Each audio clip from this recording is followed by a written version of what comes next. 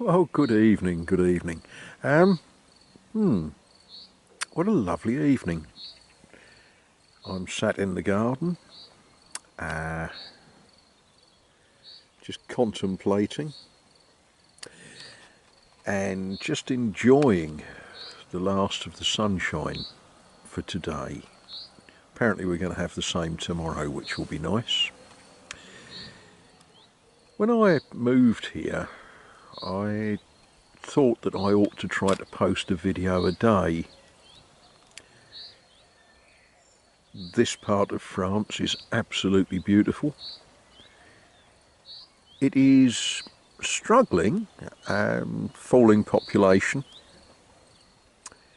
Not enough people live here, not enough people visit. So I thought, yeah, I'm going to post a video every day. And I'm going to raise the profile of this place so that you can't move for tourists. Well, life isn't quite like that. Look at that, there's aeroplanes. I wonder where they're going to and coming from. Yeah, I've been busy doing all sorts of bizarre things, woodwork in the upper room. I'm sitting here and there's odd little birds sort of zipping backwards and forwards amongst the trees, and every so often we get a handful of swallows flying over. Oh, is that another aeroplane?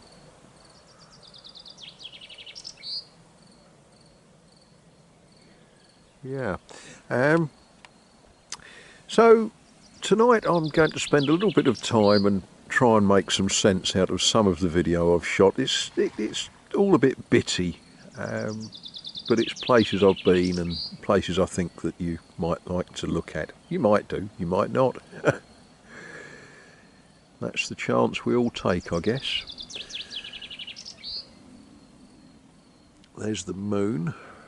That aeroplane's going to hit it. Oh.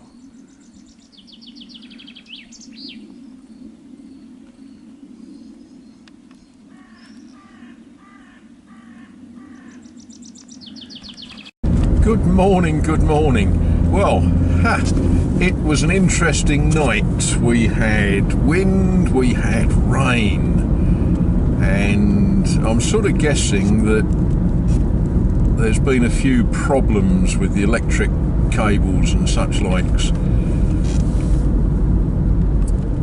But this chap, he's just cutting the grass verge. We'll try not to run him over. That would be unkind, wouldn't it?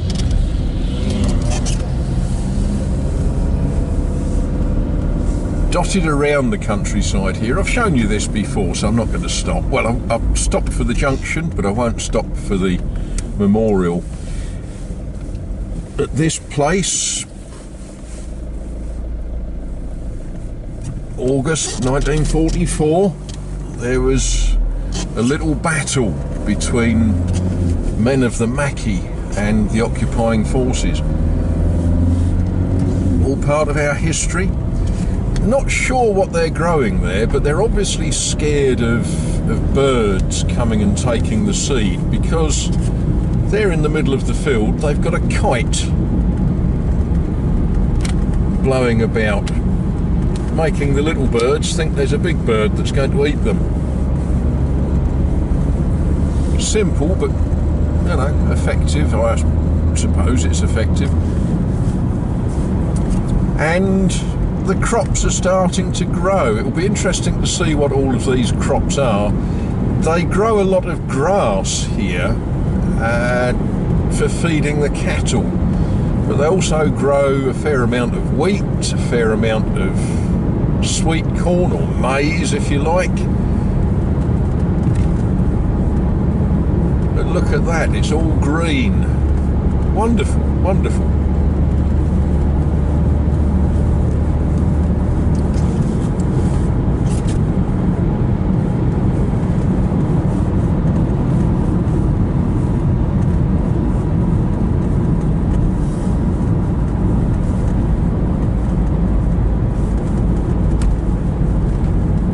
see how much rain we've had. You know, the road and the gully are wet.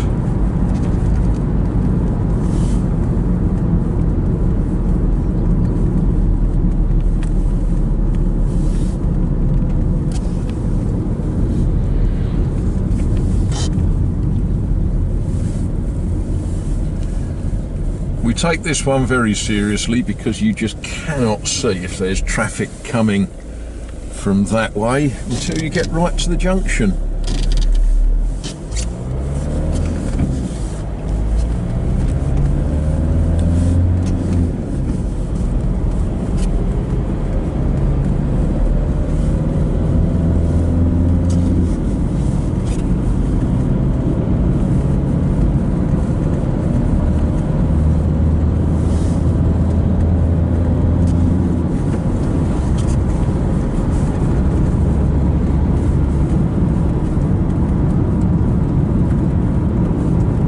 Like some sort of wheat. It's strange when you move to a foreign country, they do all the same things that farmers in your own country do, but just slightly different, and you sort of look at things and you think, I'm not actually sure what some of these things are. Now, they use a different type of wheat. The potatoes they grow different varieties to what you'd find in England. A lot of yellow potatoes that taste wonderful. There's nothing wrong with them at all. They're just different, and you know, these are things that you get used to.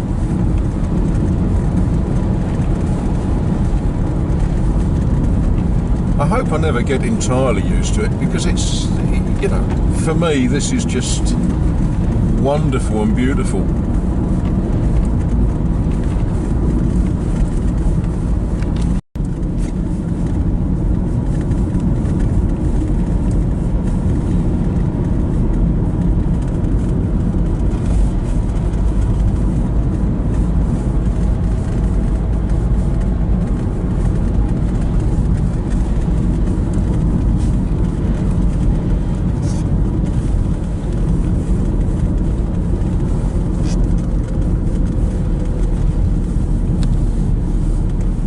I don't like us driving too quickly through here, which is fine, because, you know, look at those beautiful irises growing against the wall.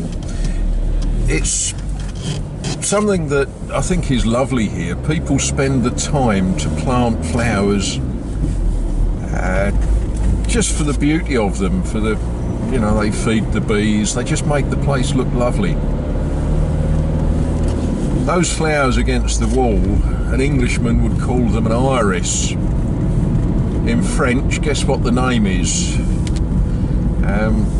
They are iris, spelt exactly the same.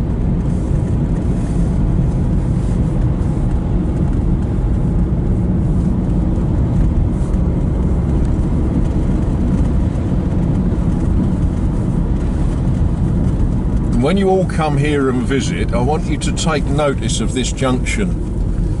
Now, the first 5 times I ran into this junction, I just didn't see it and scared myself. Yeah, we stop here.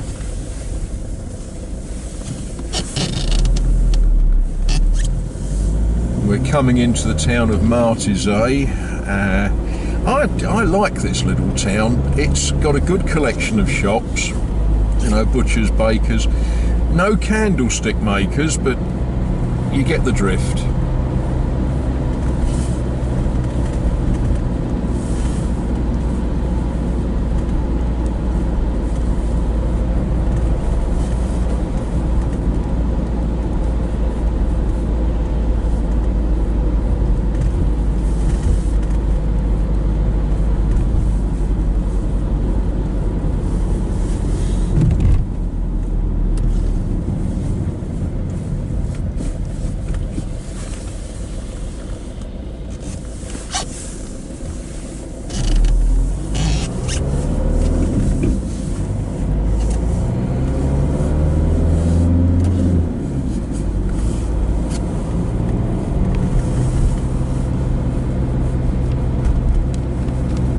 Well, hello, good evening and welcome.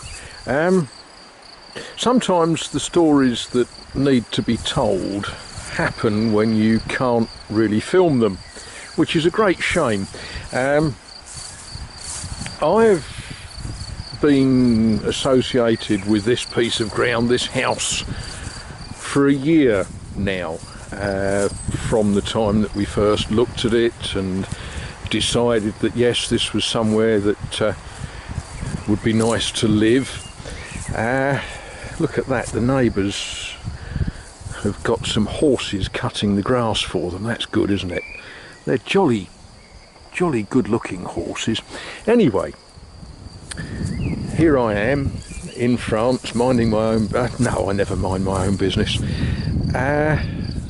and I heard a car. Now, you'll understand that when you've got a house that's tucked up a little close like this, with just another house there, that the people that own that, they're English and they're not in France at the moment. That's just a holiday house. So when a car comes up the drive, you'll understand that, being a nosy sort of chap, I went to see who they were, what that was all about. And on the window of the car there was a big sign that said that at least one of the people in it was disabled in some way. And there were 4 people in the car, 2 men, 2 ladies. None of them will see 70 again. Anyway, they don't speak English. But I said hello, and they told me how this house was where they used to live. One of the ladies was there with her husband, and one of the other chaps was her brother. Anyway, it's a nice house. I have been in there. The people there have been very welcoming, and when we arrived here they forced me to drink wine. Shocking, really. So I have seen the inside of this house, and for 2 people it's okay. For 2 with 2 children it's okay. But I made these people welcome, as I've been taught to do, and we were getting on fine. They were speaking very rapid French, but I convinced them to slow down enough that we could have quite a sensible conversation. And one of the ladies explained that she was born in this house, and that she was the 9th child. And she pointed to her brother and said he was the 10th.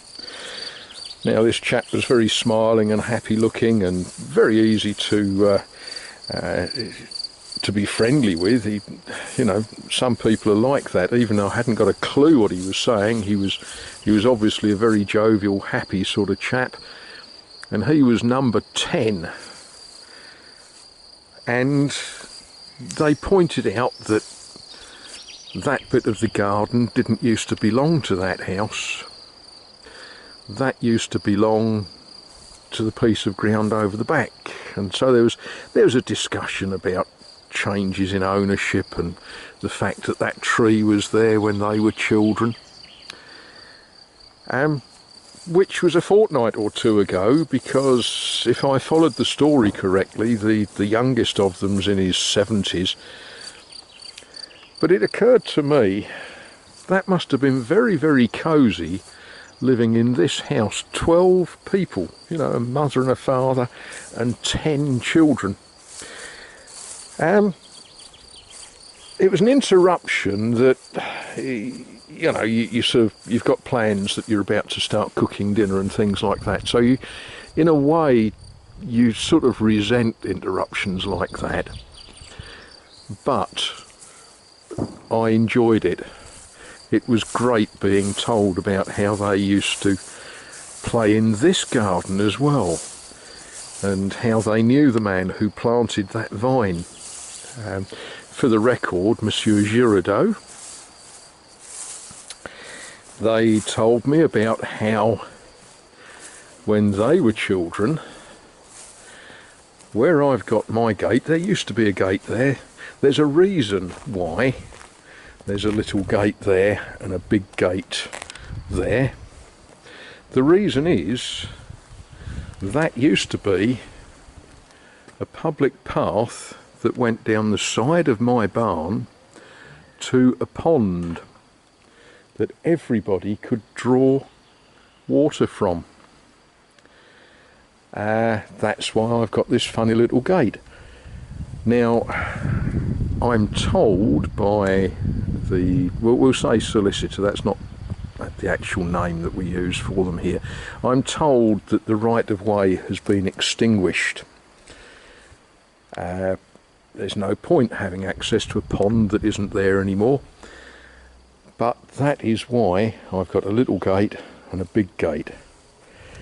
And these people, yeah, they remembered the old chap that used to have the shoemakers, shoe repairers that's behind that very narrow tall door. The ninth child, I don't know how old she is, she told me a little scandalous story about how, although he was a very good shoe repairer, he wasn't a very good businessman, and she made various signs with her hand that told me a story of how perhaps he used to drink a little bit too much adult beverage, shall we say. And it all goes to add colour, doesn't it? It's all a wonderful story, a wonderful history. But I still look at that house and think there was 12 people living in there, and that end room wasn't part of the living space. That was their, the French word is cave, their wine cellar and their cold store, if you like. So there we are. That was Sunday afternoon. All good stuff, eh?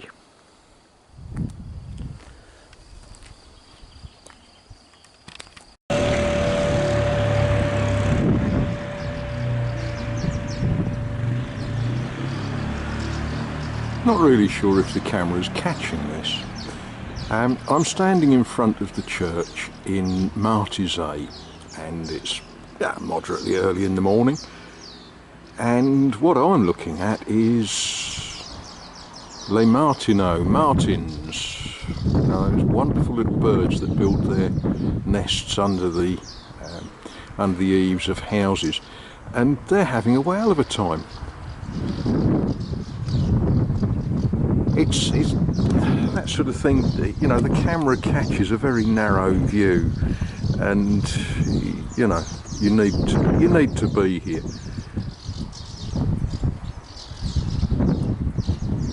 I came here just to pop to one of our local shops, but of course, being a Tuesday,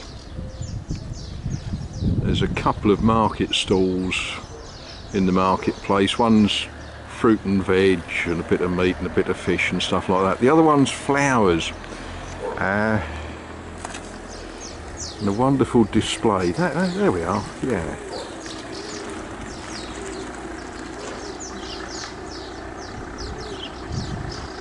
Martins, Les Martineaux. Swallows are Les Hirondelles. I know this one. I'm slowly learning.